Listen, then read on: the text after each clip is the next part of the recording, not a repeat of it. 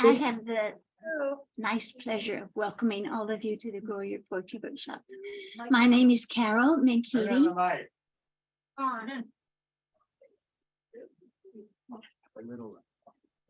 Louder. My name is Carol Minkiti. Hey, I never heard my voice so loud. My husband was Ifani Minkiti, who died a little over 3.5 years ago, and he loved this place. And so his children have taken it on, and we're so happy to have James as the manager. And now, and we have 2 wonderful Bennington interns for several weeks, or almost 2 months, I think it is. But I just know he thought of this place as a sacred place, and because there's nothing quite like it, with the poetry from all over the world. And he felt that poetry was really the common denominator of all people. So welcome, and we're looking forward to this wonderful reading tonight. Thank you for being here. And we're welcoming something like, is it 80, James? Yeah, there are about 80 people. Zoom. So welcome people on Zoom.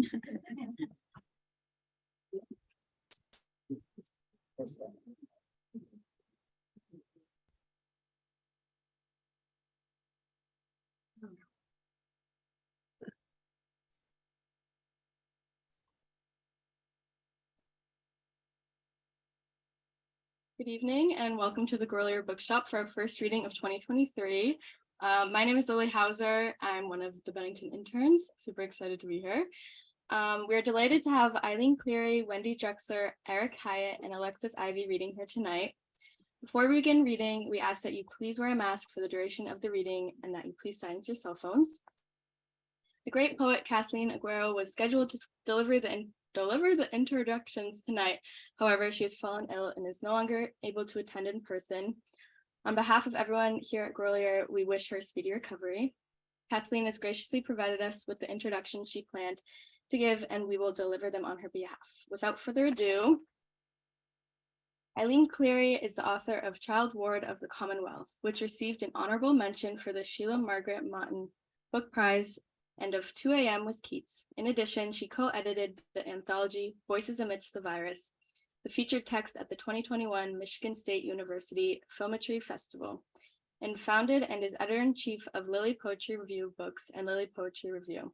Recent works included in Tree Lines 21st Century American Poetry, just out through Grayson Books.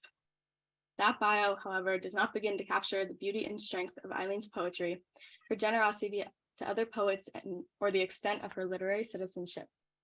Child Ward of the Commonwealth, Eileen's first book, is a work of extraordinary courage and compassion that brings us into the experience and psyche of a foster child.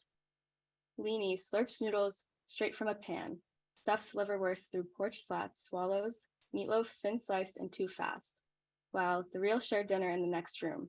These poems are filled with vivid imagery that does not leave us after we close the book. Then, in her next book, 2 a.m. with Keats, Eileen does something that fills me with awe. She writes an equally brilliant book, but in a radically different style, something very few poets attempt. In this collection, many of the poems are written in short sections, almost fragments, that take bold leaps, but which are held together through tone and imagery. If Child Ward of the Commonwealth is a book of emotional risk, 2 a.m. with Keats is a book of stylistic risk. And Eileen Cleary is an aerialist of poetry whose feats make us gasp. Welcome, Eileen, now.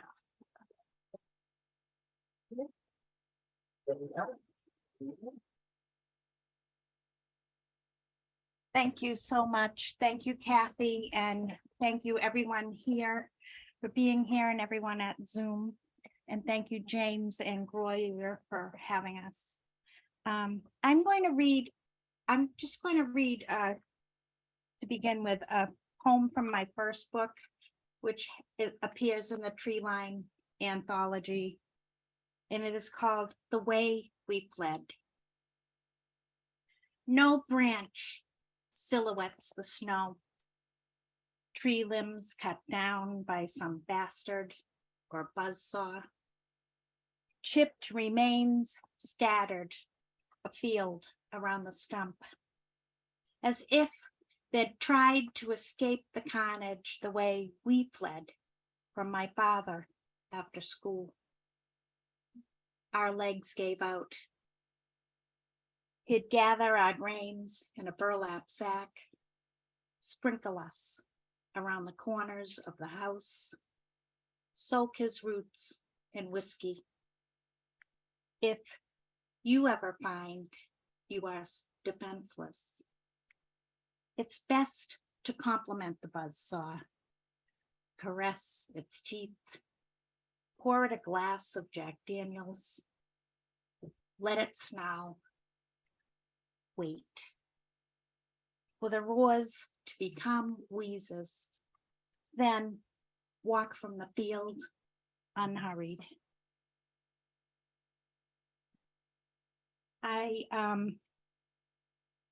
So a few years ago, I was communing with Keats every night at 2 a.m., hence 2 a.m. with Keats. And I had a conversation with him over a period of several months. And when I'm speaking to him, there's words. And when he's speaking to me, there's parentheses with no words in them. So I'm just going to read a tiny portion of this longer poem. I was trying to reach him to get a message to Lucy Brock-Broido, who had just then passed away, and I wanted him to take care of her. And in the process, I wound up sort of giving him some grief counseling of his own.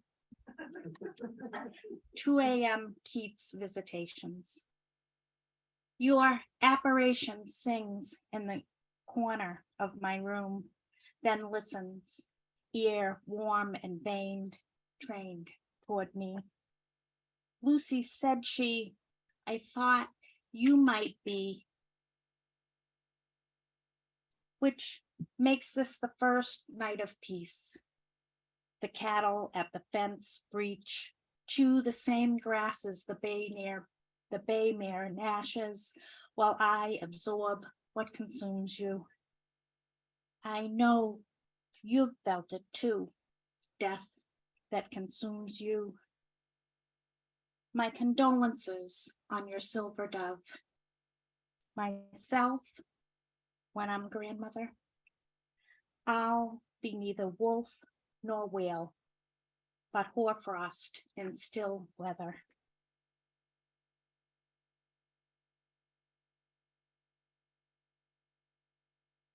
Sometimes you're lilac or purple. If you'd lived longer, you might grow greener, more turtle. I hope your brother's gods shouldered you. Did you say music unheard? A stick runs along a fence.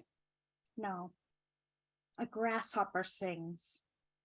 May fawn and sweet peas bring milder wind. A dead man in your locket whose breath waters your name.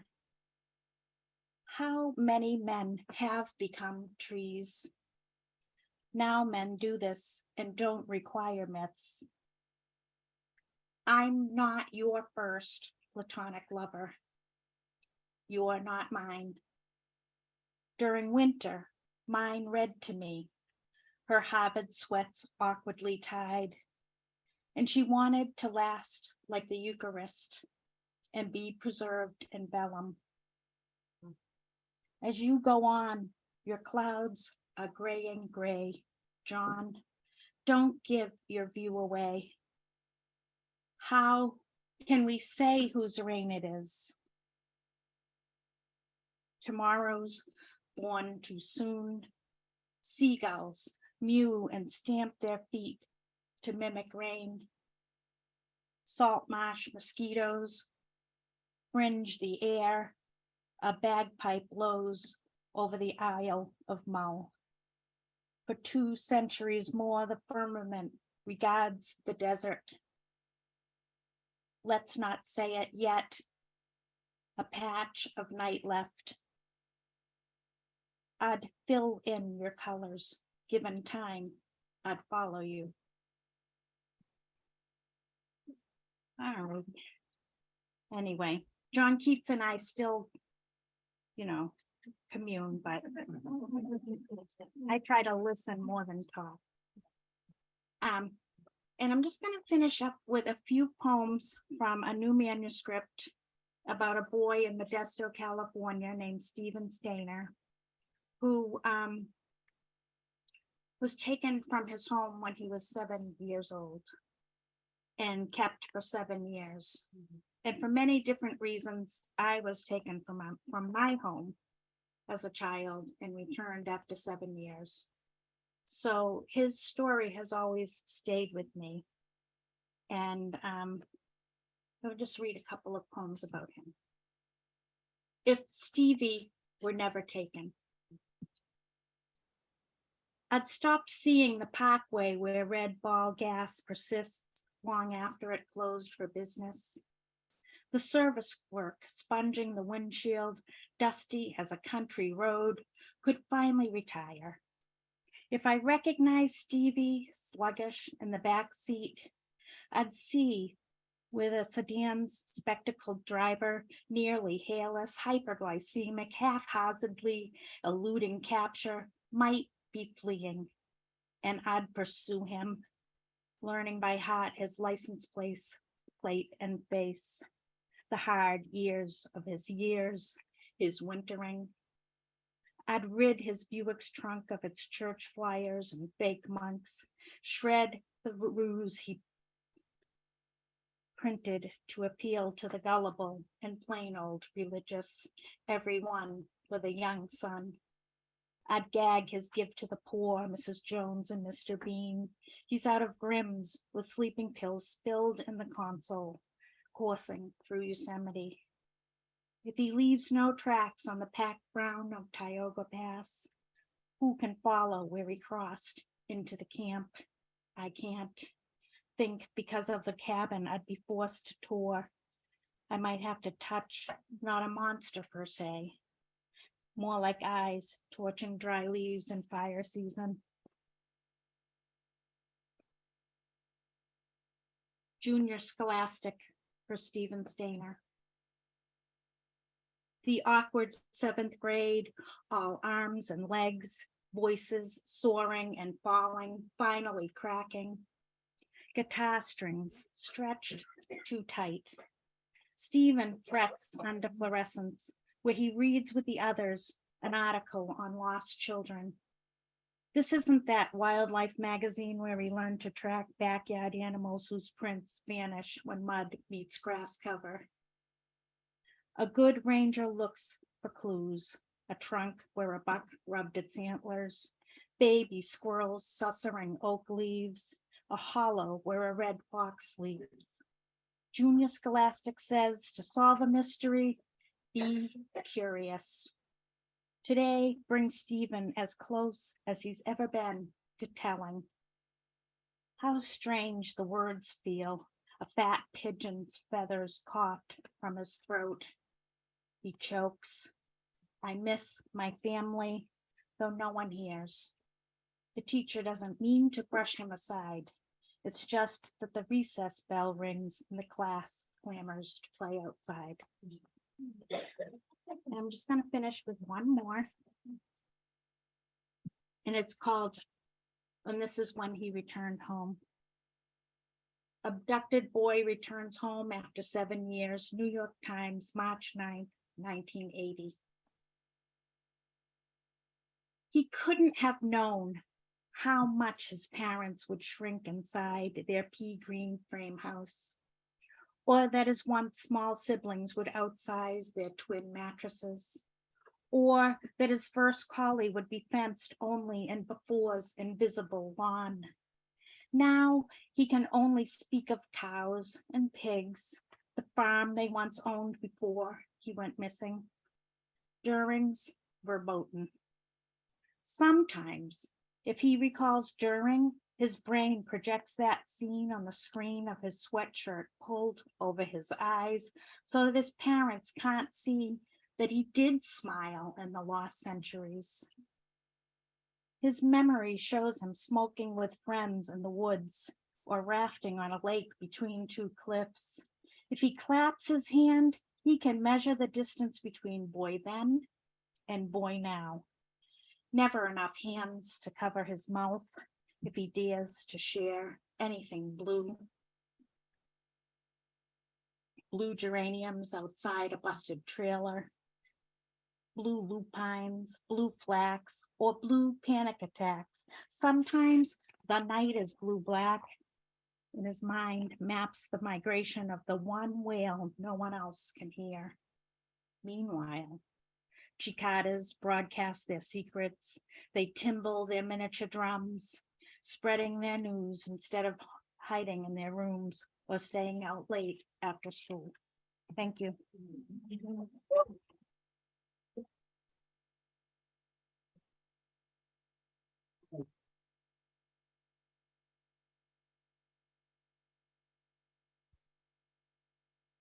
Thank you, Eileen. It's an honor to have been invited to introduce these poets whose work I so admire. Wendy Drexler is a recipient of a 2022 Artist Fellowship from the Massachusetts Cultural Council. Her fourth collection, Notes from the Column of Memory, was published by Terrapin Books in September of 2022.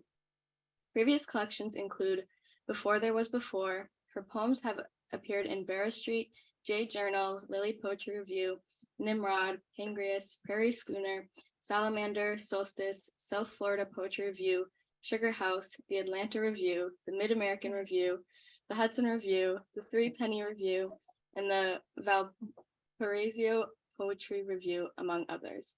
Her work has been featured on Verse Daily and WBUR's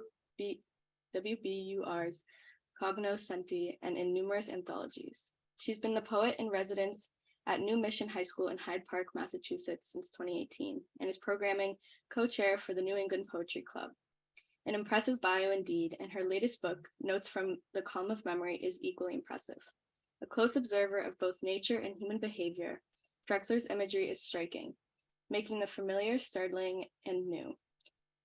In The Raccoon, she describes the way as night fell, the two darknesses, water and sky, drank of one another, and in every second, the speaker sees a row of dead squid washed up like a pack of cigars. Each poem has its music.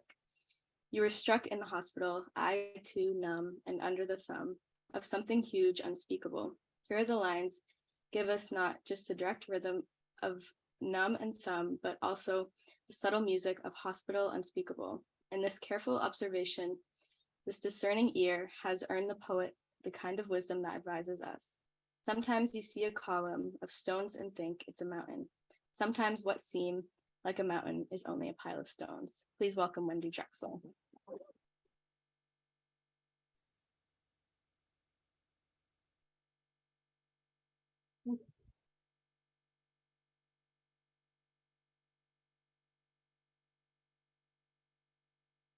Hi, everybody. I'm so excited to be here and to be reading with three of my favorite people and favorite poets. It's such an honor. Thank you. Thank you, Kathy. I'm so sorry you can't be here. Thank you to everybody online and in the audience. I met the three of you through Barbara Hyett at first, and Barbara has been my dear friend and mentor for over 20 years. And it's taught me so much of what I've learned of craft and courage and poetry. And I want to begin with a poem for her, which was from a workshop that she led in Newfoundland in 2018. The Gannets at Cape St. Mary's, Newfoundland. Barbara says there are fewer nesting pairs this year. I can't see the missing. Only the sea stacks swarming with thousands of birds, a fever of birds, pairs nesting on narrow shelves, racket of wind-whipped screeches and grunts, the air acrid with guano. Walking back along the cliff, I bend down to finger a broken shell, tangled in caribou moss, tuck the pieces in my pocket, throw them away that night. You can't keep each broken thing. I thought maybe the rock walls could last, but stones fall clattering against themselves, the way the heart of an unborn chick beats faster the first time it hears the family song. precise lifeline of notes that chick must learn. I thought all birds sang for beauty. Not for beauty. I'll learn to love them more for that.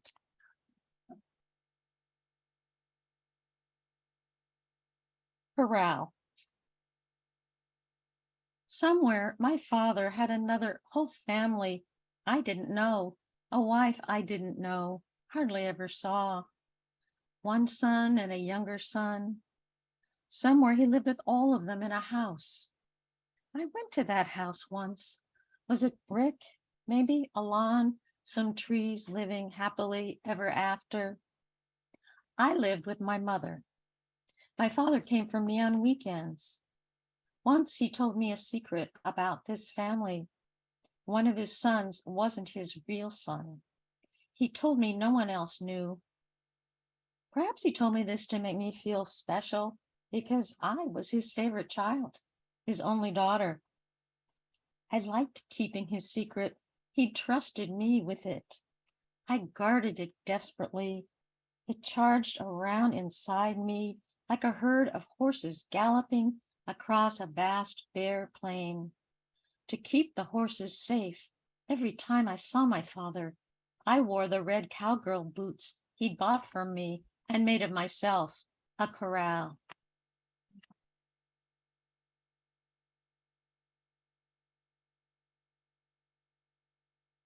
Apology to my ovaries. They plucked you out before you could kill me. I had to make a clean sweep. Forgive me, conductor of my train to the future, my artist daughter of long fingers and kindness, my son with his kilowatt wit and quiver of dreams. You were my gardener, my stock pot, my pantry, your shelves filled with my lifetime supply, my arbor pre-designed, assigned at birth, my divine egg timer, my clock that never needed winding. You were my pinkish gray, almond-shaped, and my God, you were brave, wore menstruation like a brightly flowered dress, and the bloody labor of your fields, your timely hatchery, your drop-down deliveries, your tubes swaying like anemones. I too thought we could wither together into gentle senescence.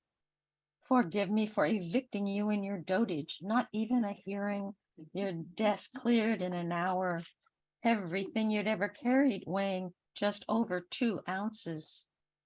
Forgive me, you who were my wheelhouse, my workhorse, my backfill, my unpaid laborer, you who toiled decades deep in the mine of me. I think I want to read The Raccoon now that Kathy has mentioned it. I have not yet read it. So here goes. The Raccoon, Provincetown, Massachusetts. I'm eating a falafel sandwich on the deck at the canteen when from twilight I glean the dim shape crawling along the ridge of the roof next door. Couples bustle at the bar. The man at the table next to me sees it too. Trash pandas, he says, pointing, nuzzling the shoulder of his bare-armed lover, licking her skin. Erotic prickle I thought was past. And the raccoon, even at that distance, his loping hunched back, his enterprise so distant from mine, or was it, nipped at the shadowland between what I knew as fear and what I claimed as love. Out on the bay, the water, which before this had appeared lighter than the sky, was darker, sharpening the white hulls of boats until the boundary between water and sky, if there had been one, dissolved, and the two darknesses, water and sky, drank of one another, leaving the burning and burned out stars still shivering.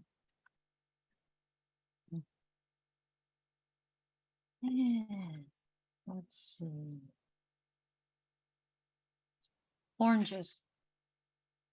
Every morning, my mother would pick 3 soap-scrubbed oranges from the fridge's bottom bin, slice them, and with the good palm of her right hand, she'd press each cut half hard against the juicer's rotating drum until everything that orange had been sluiced down into the round basin, nothing left but the rind. Then she'd tilt the juicer to catch the slow-moving rivulet of pulp and seeds against the strainer's teeth until only filtered juice drizzled into my glass and sparked orange gold.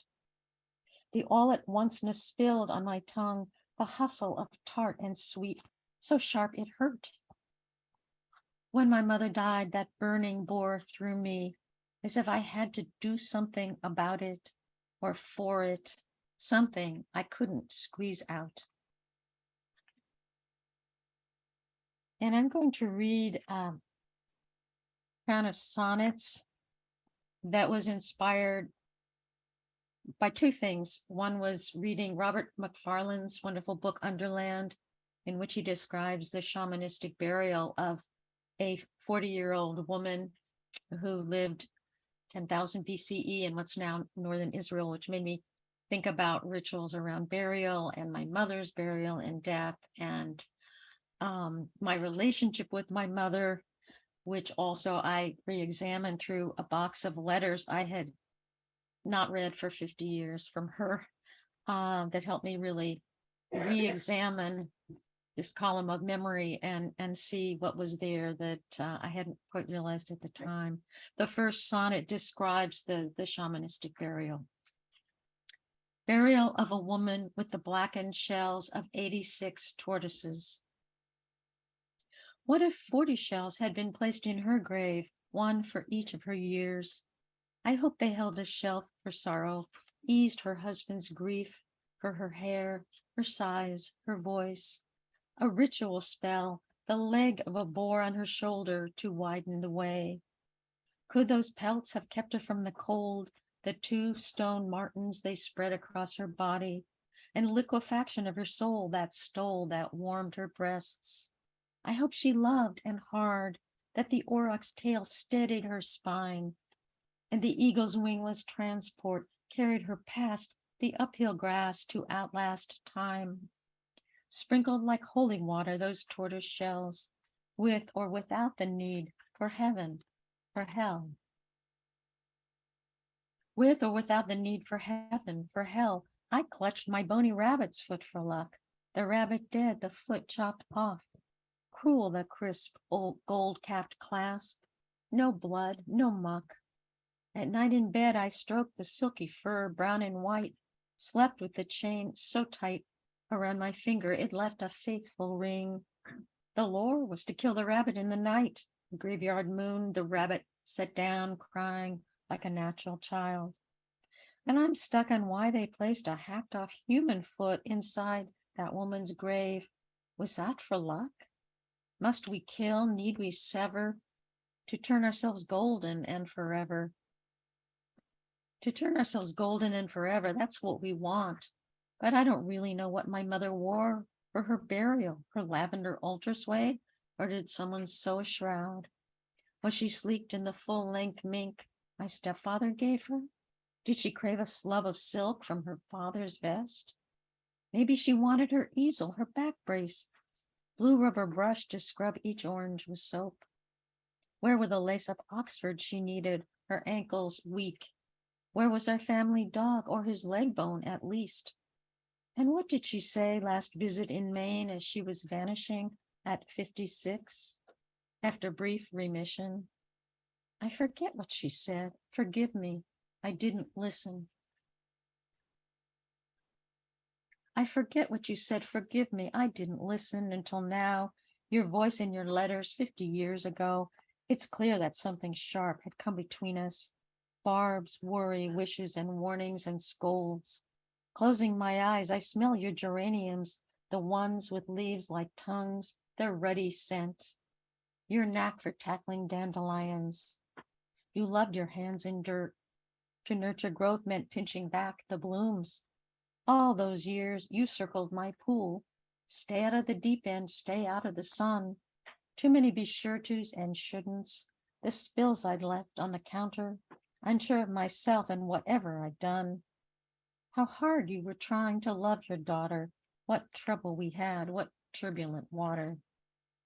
What trouble we had, what turbulence. You'd speak to me in code, in nuts and bolts. How long to cook a roast? Best to soak an eggpan in cold water. Don't burn the toast. When what I needed was metaphor to link the distant, a bridge over churning water to carry me past your house to Saturdays with my weekend father. The drive-ins and car rides with him rushed by too fast. Mother, remember we watched The Sound of Music, the motherless children, their bright-eyed, breezy new start. The fairy tale gloss, you know they never did cross the Alps. The truth's like water, can't tease it apart. It was myself I hadn't found. A girl can easily run aground. A grasshopper phobia ran you aground each time you saw one. Once in the car, you swerved to the curb undone. Had a schoolboy stuffed one down your blouse when you were young, unnerved you? I could have taught you to love them, to see their claws as supple strength, your shield that thistle-green thorax, their mandibles as sturdy as your will to live, their antennae as your last chance, the music of hearing them rub the pegs on their legs. I was your bell, you rang me faint and feeble. You were my church, you preached and preached and preached. And you were the steeple I tried to climb to the people you thought I needed to know. When I lean down, I hear your silence working its way through the ground. I hear your silence working its way through the ground when I remember how I wanted to hurt you. I'm never going to have children, so sure of myself, my urge to dismantle my need for you, to refuse what I knew you wanted. If I stitched you a quilt, one patch for shame, one for sorrow, one for when I wasn't there when you were dying, one for my denying I was undone. I know you love me hard. The way a mouse licks and licks her babies, you licked me late and long. I nearly drowned inside your spell. Those licks to keep me at bay or from harm's way. I've only these 98 lines to soften, to save. What if I'd placed 56 shells in your grave? And I'm going to close with another poem for Barbara, Little Prayer. The magnolias have opened their milk-white stars for you above the shatter. Over granite and over the smallest pebble, may the streams run clear. And where there was once hunger, let the deer find berries and bark in this unfamiliar grove where you trace the outline of your body on air to fill the reservoir of your brand new name. And when you find yourself lost like an ant in the petals of the peony, remember your life's work has always been to help the flower open. Thank you.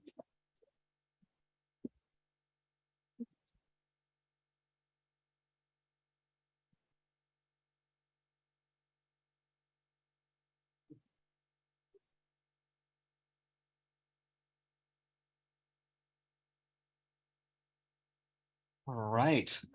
Well, that was a really great intro from both of you guys. Thank you so much. The first half of this, I hope everyone's still having fun. It's a real honor to be here with you guys and listen to everyone's wonderful work. I'll continue with the second half. Let's have one more round of applause for you guys. All right. Eric E. Hyett is a poet and a Japanese literary translator from Brookline, Massachusetts. Together with his co-translator, Spencer Thurlow, Eric was a finalist for the 2018 National Translation Award and the 2018 Lucian Strike Asian Translation Prize, as well as the winner of the 2021 Sibley Memorial Award for Japanese Translation from the University of Chicago. Eric's poems, essays, and translations have appeared in Granta, the Georgia Review, Lilly Poetry Review, the Hudson Review, and other literary journals. Eric's debut book of poetry, Aporia, published by Lilly Poetry Review Books in 2022, was written as a response to his mother's diagnosis with Alzheimer's. Since its publication, the book has taken on a life of its own in the poetry of caregiving category, and I might add, in the more general category of excellent poetry. It's a particular delight for me to introduce Eric Hyett, whom I've had the pleasure of knowing for a very long time. Speaking for her, obviously, but I met him earlier today and he's wonderful. In fact, I believe I met Eric no more than a week after I met his mother, the poet Barbara Helfgott Hyett, when she invited me to dinner to meet her family. One of the meanings of aporia, the book's title, is that of an unsolvable contradiction. To quote from one of Eric's poems, a problem with no solution. Yet this collection has none of that shrug associated with "it is what it is," a phrase that has almost become cliche. Yes, they are poems of acceptance, but also of transformation, for the directness and restraint of their language grants their subject, Eric's mother, the utmost dignity and respect. They are filled with tender and poignant moments, but never with sentimentality. More often, in fact, the poems contain wry humor, as when the speaker describes himself as feeling completely alone in the village of unsolicited advice, of which I am the mayor, and also the village idiot. I am grateful for this book on several levels, including as someone whose own mother also suffered from Alzheimer's, and as a poet, for all that it teaches me about my craft. Please welcome Eric Hyett.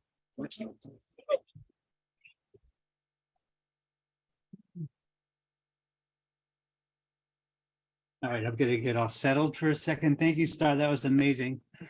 Channeling Kathy Aguero. People hear okay? Acoustics good. That was thing one. I don't want Herb to yell at me that I'm not being loud enough. And then I'm gonna try reading off of a tablet tonight. This is the first time ever for me.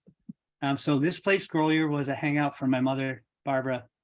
She found her friends and social life here. And here I am doing the same fucking thing. So hi, everybody. It's great. Great to have you here. I feel like there's two generations. Carol, thank you for keeping it going. James, thank you. And I think that's pretty much all the acknowledgements I can do. All right, so I'm going to start with the translated poem that is from a forthcoming book. Is it January again? The poem, the poet is Toshiko Hirata, present day Japanese female poet. And I was like, oh, January. Is it January again? I buy liquid foundation for someone in her 70s. Makeup to hide wrinkles and spots. We first met when she was in her 20s, unhappily married, sullen-faced, changing her baby's diapers. She wasn't any happier in her 30s, sewing machine, clacking out inconceivable things. In her 40s, she secretly read her daughter's diary, opened her daughter's letters without permission, cast a curse on her daughter, may you never be happy. The curse worked so well that the daughter suffered headaches every day. I didn't know this person in her 50s. I had moved far away. I didn't know this person in her 60s. I never went back even once. By the time I met this person 20-something years later, she was well into her 70s, more old person than mom. I was shaken. I'd never expected the day when mom would be old. Now, in my 40s, I read her shopping lists, open her bills without permission, and pay them. Though I haven't forgiven her for what happened in her 40s, I'm still buying makeup for her in her 70s. Liquid foundation, meant for hiding wrinkles and spots, might just be me trying to hide my own feelings. I'm just reading from a bunch of different stuff tonight, so I'm not even, you'll figure it out where it comes from. My mom categorizes poems. Good poem, bad poem, i.e. poems by Pinsky. Sonnet, haiku, etc. Sylvia Plath, Anne Sexton, anyone who killed herself. Poems in which the poet is dead. Frog song misinterpreted as crickets. Poetry suffering from travel poemitis. Anything attributed to Shakespeare. Online poems. Any send it to the New Yorker style poem. Screed, break my heart poems. It's cooked poems. Poems made during sex. Poem found in bottle on remote beach. Poems of madness, Baudelaire, Edgar Allan Poe, etc. Poems my mom calls genius. Poems by poets laureate other than K. Ryan. Poems my mom wrote with me as a character. Poems I write with my mom as a character. Groceries. We knew it before they did. No surprise at all. The couple down the street who used to rent the parking space behind my mother's house. One stormy Thursday, the silver Volvo gone, and in its place, groceries. A dozen sodden paper bags in single file. For 3 rainy days, we kept an eye on that slow decay, my mother and I. Just an oversight, we told ourselves, told each other anyway, but soon enough nefarious, like a ferry boat lost in an icy sea when the search for survivors becomes the search for bodies and what might yet be saved. The arugula, neatly bunched, even the half-pound of tiger shrimp still fresh in white paper wrapping. We touched nothing, but on Sunday made a fire, sat beside it in the living room, just listening to the hammering rain, proceeded diligently, tirelessly to conjure up every possible scenario. In my mother's first version, on account of what my father had done, the husband was the one who had the affair with the wife's best friend, told her about it in the front seat 15 minutes before her mother was coming to visit from Scarsdale. In shock, she unloaded the bags and watched him drive off, exhaust fuming the visible air. In my first attempt, because Rob had broken up with me on the very night we had tickets to see Lincoln Park at Madison Square Garden and never called me again, it was she who had done the thing with their daughter's second grade art teacher. Daughter wrapped in the back seat as her mother delivered the news, voice deadpan as a fuel injection system. But if she left him, then who lined up those groceries before she and the daughter drove off, leaving him bewildered beside cans of organic peaches and that bottle of flaxseed oil? For hours we carried on like this, my mother and I, the urgency of a mystery, a puzzle incomplete with real living pieces and dead ones too, like that rack of New Zealand lamb, $24.99 a pound from Whole Foods, for God's sake, and the other possibilities, extraterrestrials, someone caught cheating in the marital bed, Scream, the hasty gathering of undergarments, or gone off their meds again, just completely and utterly lost it this time. But then where was the other someone to pick up the pieces, carry in those bags, sing that daughter to sleep, hold down the fort?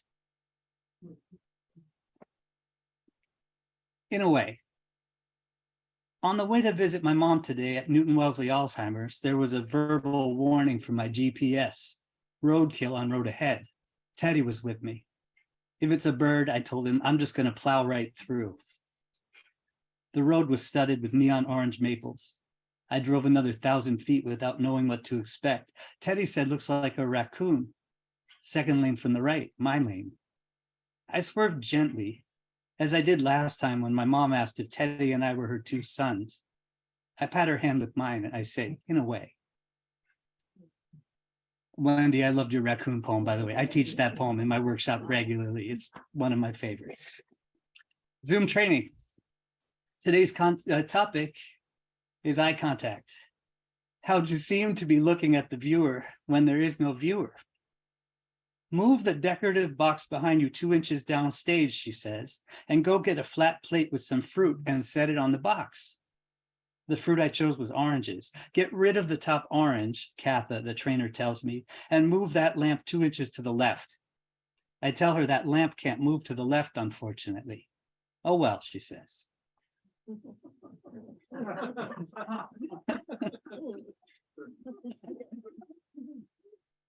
Another snow poem. The red line is down. I can't attend the Patriots Super Bowl victory parade. It takes me 3 hours to get to the dentist, and when I get there, she's crying. I buy a shovel and some ice melt and $84 worth of summer vegetables for soup. I text my college boyfriend, who's dead, to say we should give our relationship another shot. He texts me back, says I should wait right there in the snow outside his off-campus apartment on Mount Auburn Street. Says he'll throw me down the yellow plastic measuring cup with his key attached like he used to.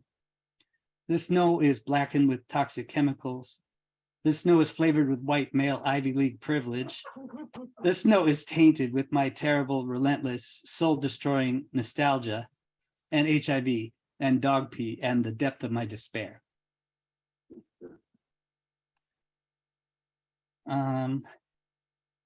Wait. Time served. Today stands in her bedroom, unbuttons her green dress, and waits for tomorrow's careless clatter on the stair. Her longing is tentative, resentful, a fox, shyly extending her leg. They are two possibilities, hassling in the glow of porch lights, exposed and desperate, each of them indivisible as steam. Today's story scarcely buttoned, already beginning to gray. Tomorrow crouching impatient, always wanting more than his fair share. Two more.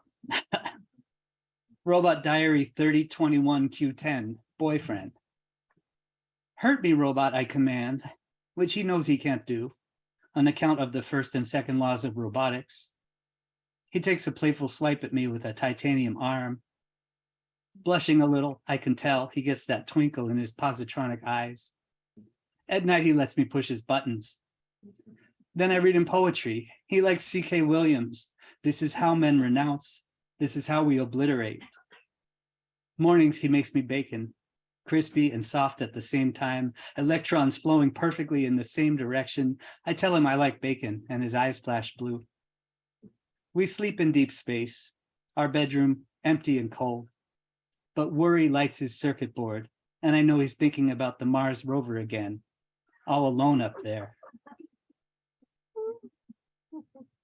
And my last poem, I paint my life with stars sometimes.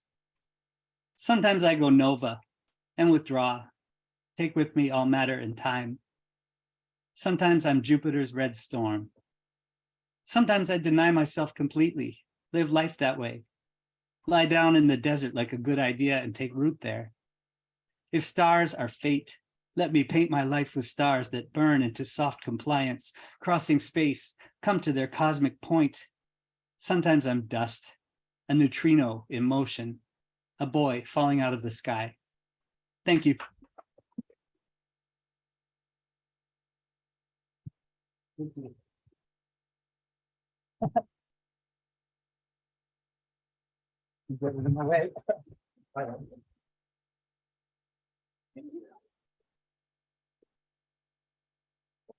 Sorry. All right, well, thank you, Eric. And last, but definitely not least, Alexis Ivy, a fine poet in her own right, will be reading a selection of Barbara Helfgott Hyatt's poetry from Helfgott Hyatt's latest book, Come Thunder. Alexis is a 2018 recipient of the Massachusetts Cultural Council Fellowship in Poetry. She is the author of Romance with Small-Time Crooks and Taking the Homeless Census, which won the 2018 Saturnalia Editors Prize. She is the director of an outreach program in Cambridge and teaches in the Poem Works community. Now let me introduce Barbara Helfgott Hyatt, a poet whose work has won awards from the Boston Foundation's Artist Fellowship Award, the New England Poetry Club's Gertrude Warren Prize, and 2 Massachusetts Cultural Council grants. Barbara Helfgott Hyatt has also led workshops and mentored poets for 40 years. Through her generosity and brilliance as both poet and teacher, Barbara has created a devoted and supportive poetry community. Many of those she mentored have themselves become successful poets. She had the manuscript for her 6th book ready to go when she was diagnosed with an illness and became unable to teach or represent her work. Many felt that her final book, Come Thunder, was her best, and Alexis Ivy worked with Barbara to put together this manuscript published by Lily Poetry Review Press. I am a longtime admirer of Barbara and her work. Each of her books is remarkable in its own way, but the assurance of Come Thunder is stunning. This collection is the culmination of a poet who has worked long and hard at her art, who has earned the authority to tell us, make it life up, then force your eyes to see it. I could go on and on praising Barbara's work, but that's not what you've come to hear. So please welcome Alexis Ivy as she reads to us from Come Thunder.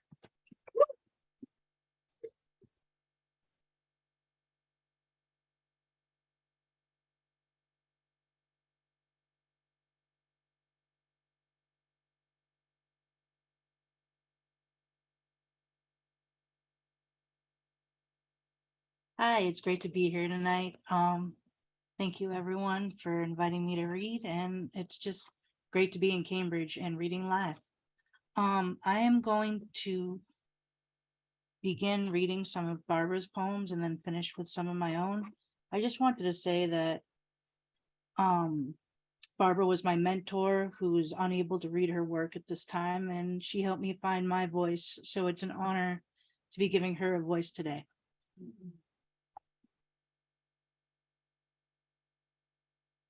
I'm going to begin with her first chapter, which is entitled Atlantic City.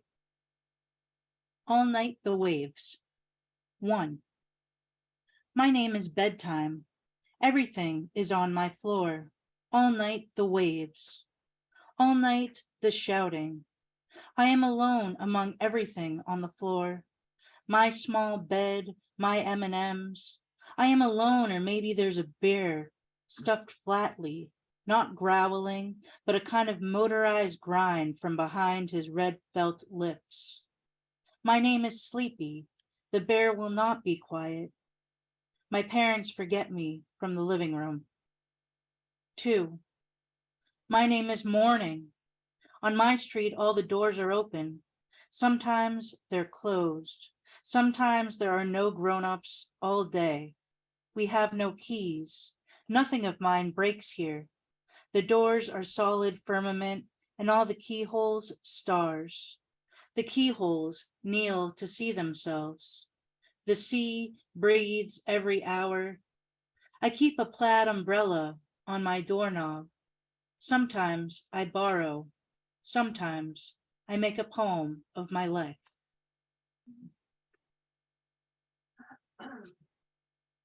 High wire, and it has an epigraph. Oh, the dying are such acrobats. Strange. Let me just fix this. Thanks. Thank you. Oh, the dying are such acrobats. Deborah Diggs. When my mother joined the circus, she played slide piano under the big top, learned tumbling from the Spanish family, could roll and roll as if forever.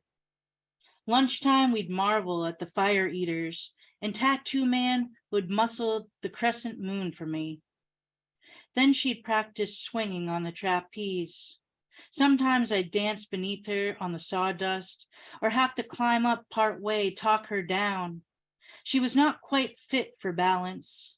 I could see that. Once I heard the bareback rider say, the fat lady ought to stay on the ground. Nights in our car, on the circus train, I'd wash her feet for her, rub them dry. I wasn't happy. I wasn't really sad, relieved, I guess, or shy to be that close to my mother. In our bed, I'd wall my pillow between us, listen to the horses sway like spun gold. I had to learn to fend the lions off, had to learn to love them.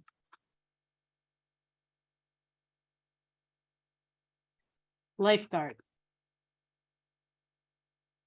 The ice cream man who trudged the beach, box roughly strapped by leather across his chest, dropped sweetness at our feet, let dry ice steam into the sky. I'd always buy an orange popsicle on account of not really knowing ice cream. We didn't have a proper freezer in our fridge. Time to swim to the pole that used to be the dock of the Grand Hotel. I floated for a while out there, then swam back in, was talking when the lifeguard called me over to his stand. Hey, Barbara, do you make out?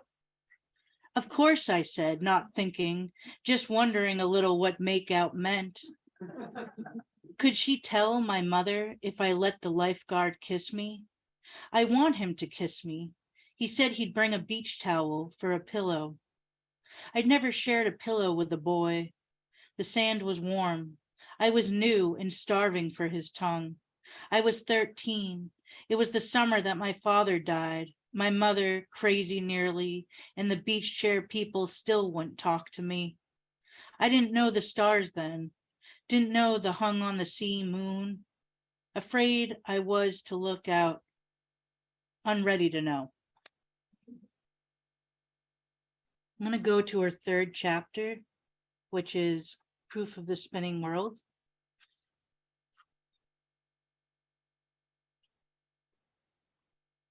Poem at Split Rock Cove. Brush fire, watching fire as if it were sunrise yellowing. Say what you see, says the fire. I study the beach, rockweed tangled in stones. Pull at the barnacles attached to the stones. Squeeze bulbous seeds that refuse to yield. Resist, the rockweed cries from the daily apocalypse. Hold to things slow and hard, says the tide. Believe in the hard, says the hard. The people in chairs sit on.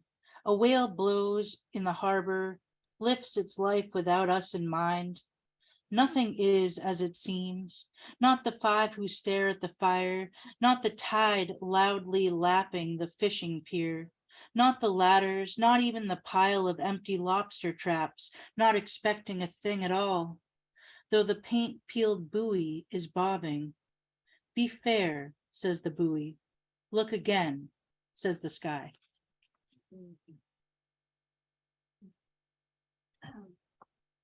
Last evening, this has an epigraph as well.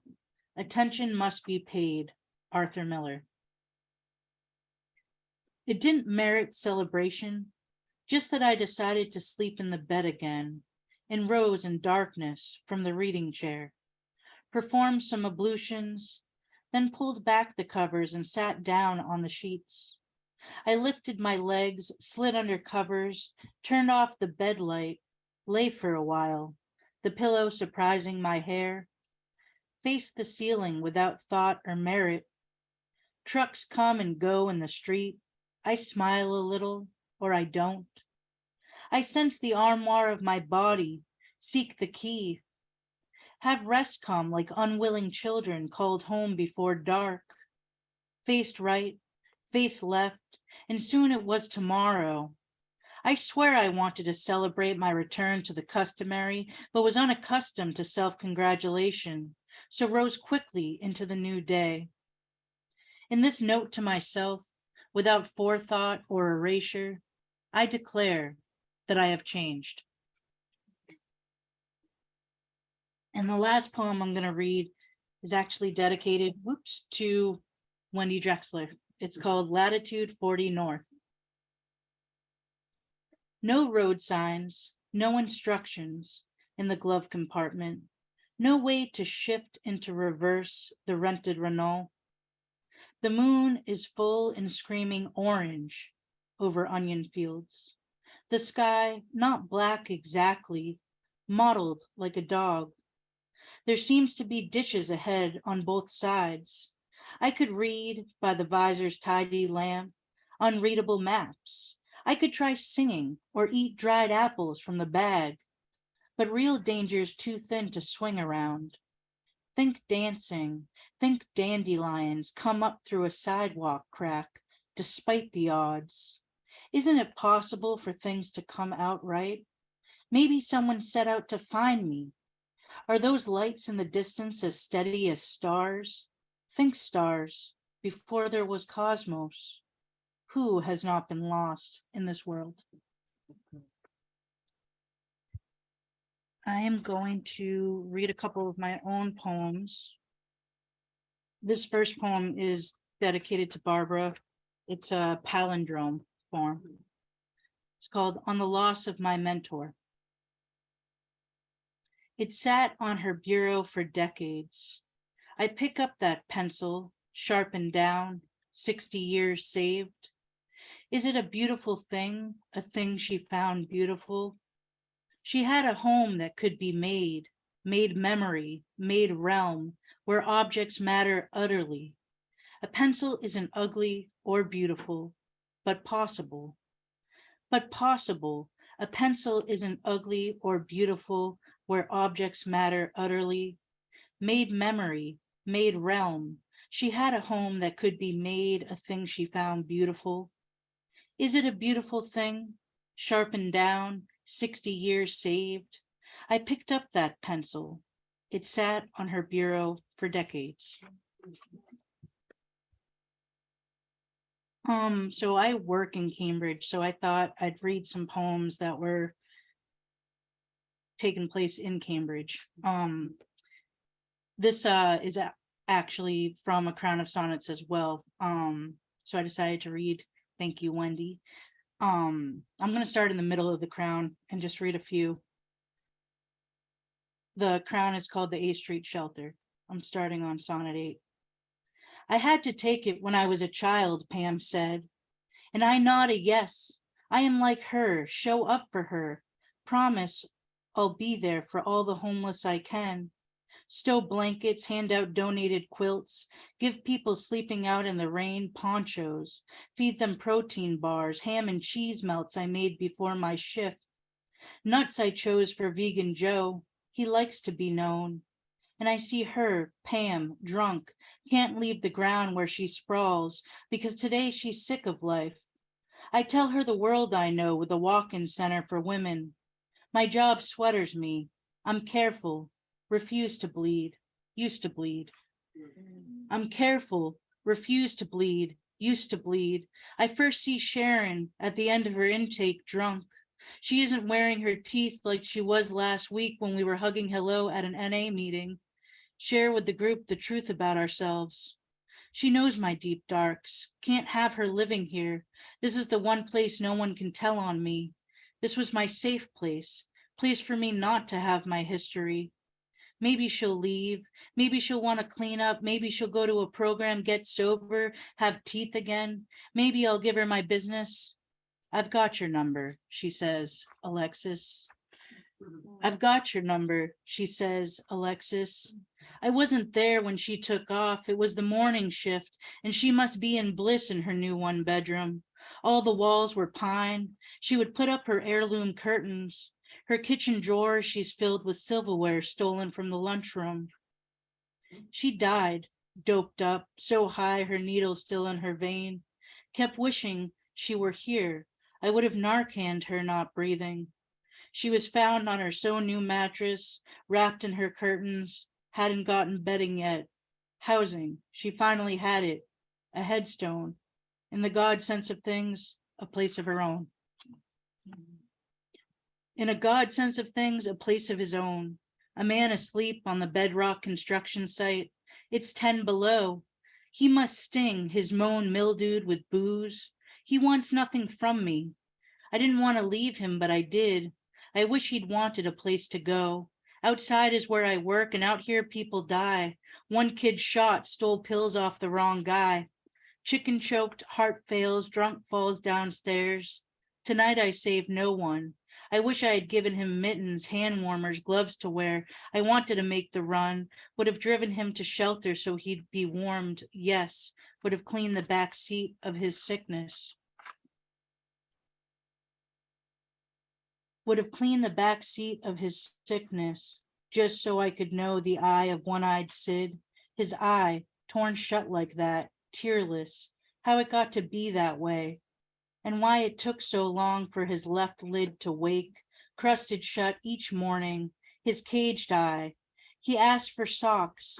I ask him snowflake or unpatterned. Warm, he says. A necktie I get him. His court date is the 9th. No thanks, he says to a face-saving button-down shirt from the clothing closet. Won't take a razor to shave. Flirts, subtle grin, puts his hand on mine.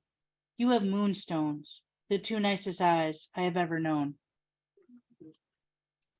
And the last poem I'm going to read is a Harvard poem because we are in Cambridge. On the 86 bus to Harvard graduation. I thought about wearing my tasseled cap, but it clashed with my bus persona, so I carried it in my book bag. Commencement was at the Drama Center where I saw Prometheus Bound by Zeus in Chains. I'm still that story my mother tells. At 2, I refused to wear the flowered dress. Even now, I wouldn't think twice about stealing fire from the gods, kicked out of every school I went to, asking for trouble all the time. Sure, I'm proud to be a Harvard graduate. Still, I can't believe this robe is mine. Thank you.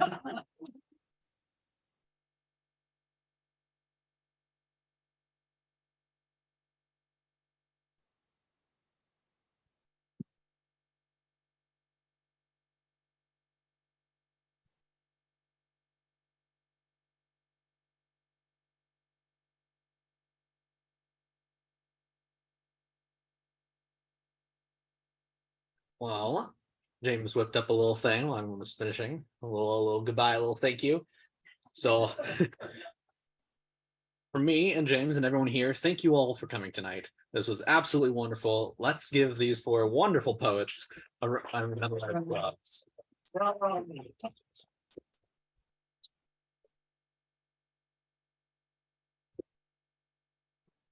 Thank you all again. We have books for sale from everyone, and obviously more. And the poets will be signing their own works. We respectfully ask you all to pick up your chairs and place them against a wall when you're getting ready to leave. And our next reading is 1 week from today. We have a list up there on the wall. Nate Klug and Peter Cole will be reading. Thank you all. It's been wonderful meeting you and just seeing you all enjoy these poems. Thank you so much.